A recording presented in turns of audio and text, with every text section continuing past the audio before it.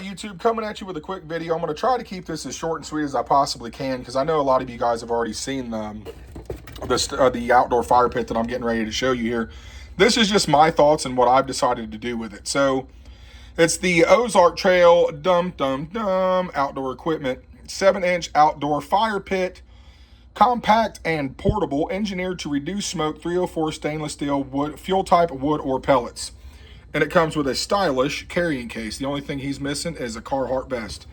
If you know, you know. Go over to TikTok. If you get on TikTok at all and find that video, it's absolutely hilarious. So the bag that it comes with kind of puts me in mind of like a nylon, breathable Crown Royal bag. Crown Royal bags, if anybody's familiar with those, they've been tried and true. Over time, they hold their own. So with this being an Ozark Trail setup, I thought that it was going to be a lot cheaper, a lot thinner, but it's actually seems like it's solid quality. I mean, your typical drawstring and whatnot down here. Forgive me, I'm trying to shoot this on my iPhone 14. I don't have anybody at home to help me, and I don't have a stand either. So just bear with me. So this is a gasifier stove, and what that means is if you dump your pellets or your kindling in here, because obviously you're not going to get big sticks in here.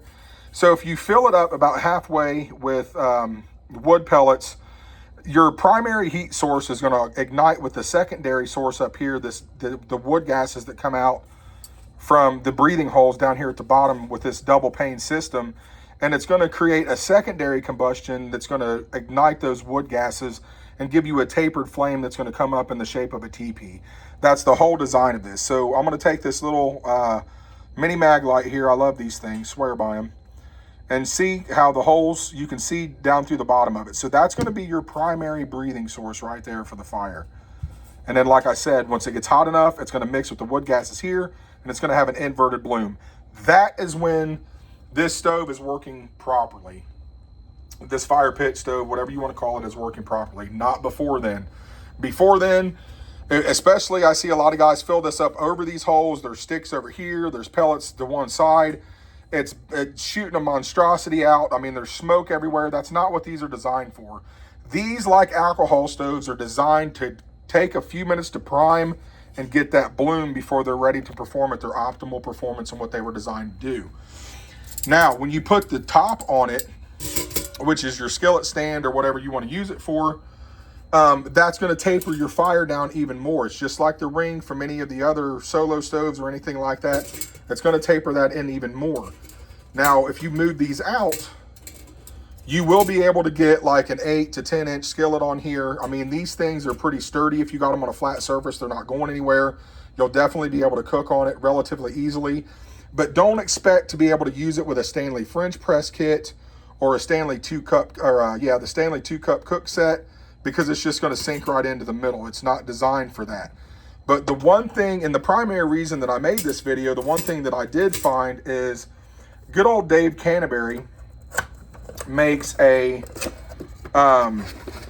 stainless steel pot and pan stove stand.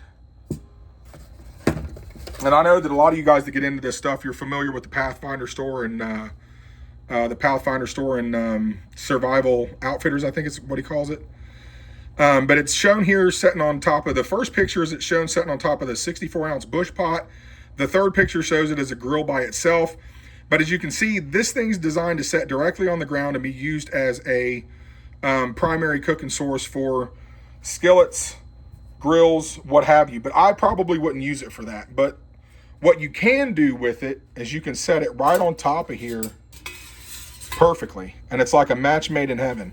Now, I don't think that, old Dave and Walmart had this in mind when these two items were designed, but they are a perfect setup. So as you can see, the feeding source in here, you still have plenty of room to get any kind of small sticks in there. Now, if you're going to have to refill this with any kind of pellets or anything, obviously you're going to have to get a stick or something and reach underneath this and take this off for a split second. You can add more pellets to it, and then you can just guide it right back on. Another good thing about this thing is you can actually cut off a lot of the wind that you might be dealing with if it's on a windy day. It's almost like you can manipulate it to where it's kind of like a buck stove or something at the house, because it's got 3 holes in the back. So through turning it, you can, dictate how much air you want in the front. If you're feeding sticks in there that's small enough to go through them holes, you can always use these holes directly. I mean, it's an awesome little setup. So this is my quick take on it. And another thing that I like about it is it's compact and easy. So when you go to store it, this thing just flips upside down and goes right back in it like so. Obviously, it goes right back into your carrying case. However, this is another reason why I think that this was an unknown match made in heaven.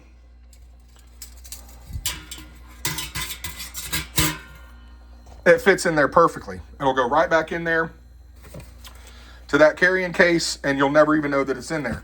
Especially if you're anybody like me. I mean, there might be just a little bit of rattling if you're walking with it or something like that, and you're able to tolerate that. But I'm sure if you kind of keep this thing clean, because you definitely don't want to leave it outdoors and give it the opportunity to rust.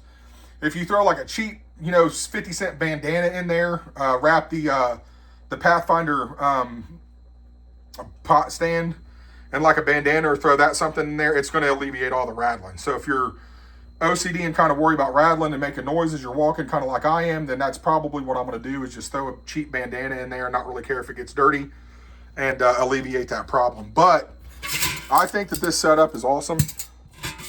I really can't say enough about it. Now, I mean, obviously it's not going to be something that you're going to put on a backpack and take on a day hike, because I mean, this thing's just going to be like having a brick in your pack.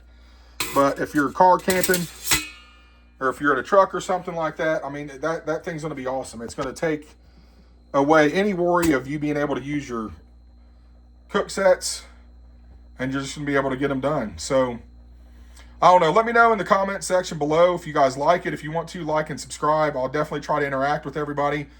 I will try to start making a little bit more videos depending on how much traction this gets. This is something that I am passionate about, and I do like to have fun with it.